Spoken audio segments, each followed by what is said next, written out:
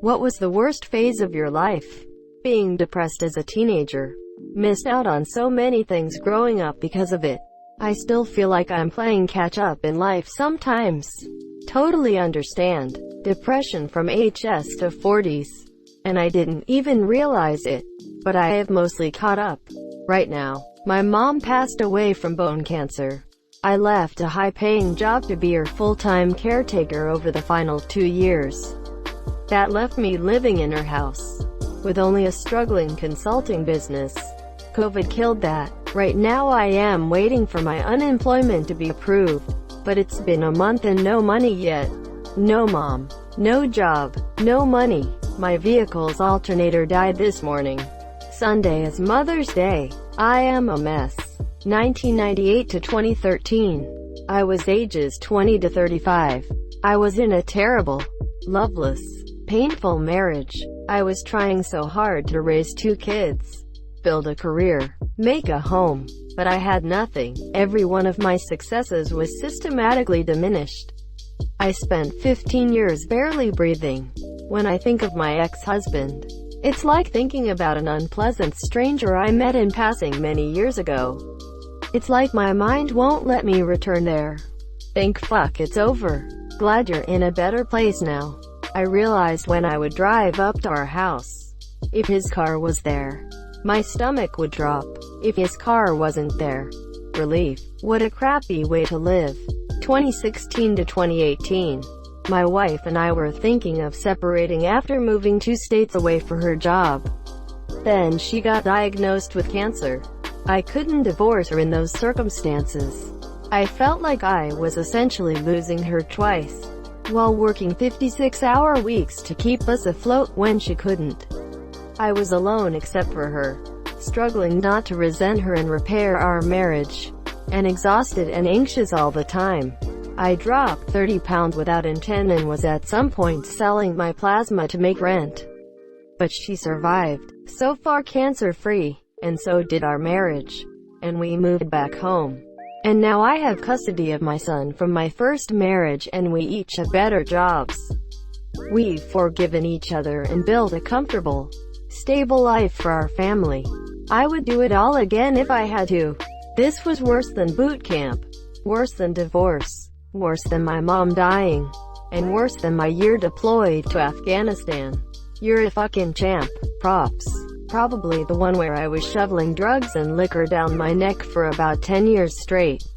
Same. Except just liquor, so it was more socially acceptable. I'm a year and a half sober after 13 years of alcoholism, and I still have people ask me when I'm going to start drinking again. I just tell them I've already met my drink limit, just a lot earlier than most people. Shortly after turning 25 I got really sick. Was diagnosed with Crohn's disease. Horrible few years fighting for my life. Pain, nausea, depression when it was supposed to be the best times. Forced to drop out of grad school shortly after getting accepted cause I couldn't do it from the hospital. I spent more time in the hospital than at home. 14 months of morphine. 5+ months of being TPN, aka being fed the tube in my arm that kept getting infected, so had to move it to the opposite arm a couple times. Then complications such as multiple pulmonary embolisms, which are painful, collapsed lung, etc. Lost way too much weight way too fast. Face ballooned up in acne from all the steroids and mounting medical debts that I stopped counting. When it hit $2, monsieur, shittiest part of my life by far. I think I'm living through it. I just got laid off because of COVID. I'm forcibly separated from friends and family because of lockdown. I can't make rent. Shit sucks. Middle school, for sure. It was like the worst parts of elementary and high school combined. You get all of the social pressure of high school, but none of the social skills to deal with it. The fun, impulsive, immediate gratification seeking of childhood, but no recess. Hormones start to give you acne, but you still look immature, etc. Honestly awful. These girls invited me to a sleepover and then duct taped me to the ground and told me the house was on fire and I had an asthma attack because they taped my mouth shut. Being a girl in middle school was rough. When I was being molested. Very sorry to hear that. Please ignore these childish comments. Much love and support for you. Probably when I was a warrior cats kid. I literally named my cat Ash for sad face. It sucks. I'm a middle school teacher and these are still going strong. Funnily enough, my warrior's cat's face was not the cringiest part of my life. I stand by them. Even the Cursed Power of 3 series. I'd roleplay with other kids like all the time and I named my character Silver Pelt, Moonstone, or Moonpool to be funny. They did not find it so funny. It's a phase. And here I was, thinking life's just a never-ending shit show of despair and disappointment. LMAO. If everything always smells like shit, nothing ever smells like shit. But then you find the super stinky mega shits and it's like you never knew the smell of shit in the first place. Birth to present. My birthday was a few days ago, and I have been waiting to say it. I'm 14 and this is deep. Currently, I graduated with a degree in engineering in 2019. I've been unemployed for a year ever since I graduated. All my friends are successful. This isn't the ideal solution, but you might look into moving. Where I am, there are a ton of engineering jobs available and not enough people with degrees filling. It might be a function of location, or also hands-on experience. Maybe look into seeing if you could learn some instruments or new techniques at a local institution to put on your resume. I'm in it. My best semester of school so far was cut short, as was my motivation. Everything's closed. The gains I was making in the gym were cut short, and at this point, I'm only maintaining baby muscles on my noodle arms. I'm likely not gonna have any work all summer, which is nice. But I intensely value spending money. And, to top it all off, my grandfather is now dying due to reasons that aren't COVID, which is the first major death I've experienced in life. I have no idea where I'm headed, or if I'll even be able to go back to campus in August, where I think I really do feel happiest.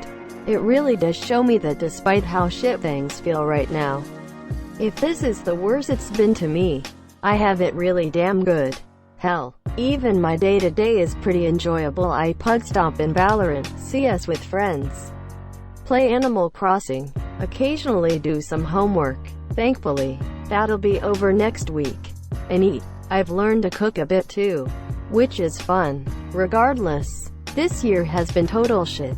Remember when people thought 2016 was a bad year because of some celebrities and a gorilla dying?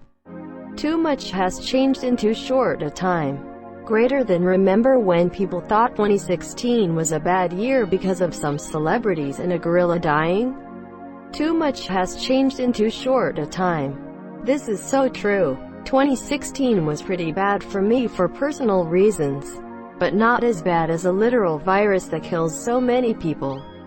I am sorry about your grandfather. Shit like that hurts. I hope everything turns out well for you and your family. I was a horse girl from 2nd to 5th grade, and I wondered why nobody wanted to be my friend. Did you gallop like a horse? Or were you just into horses?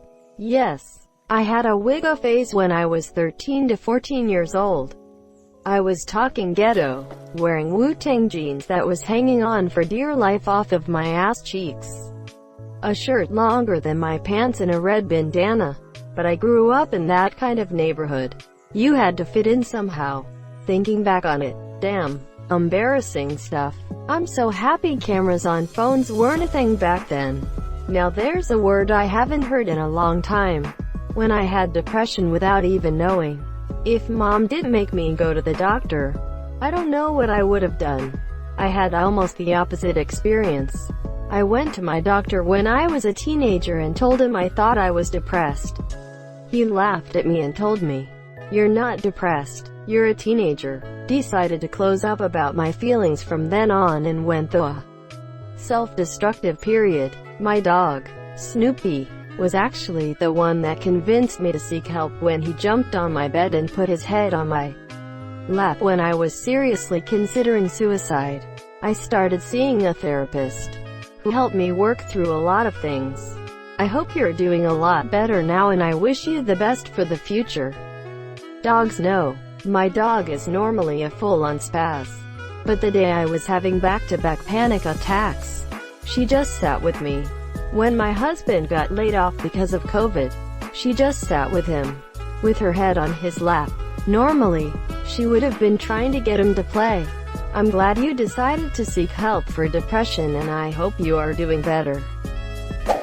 Pre-serious dating. Post-sexual discovery. I felt mature enough to date, but not confident enough.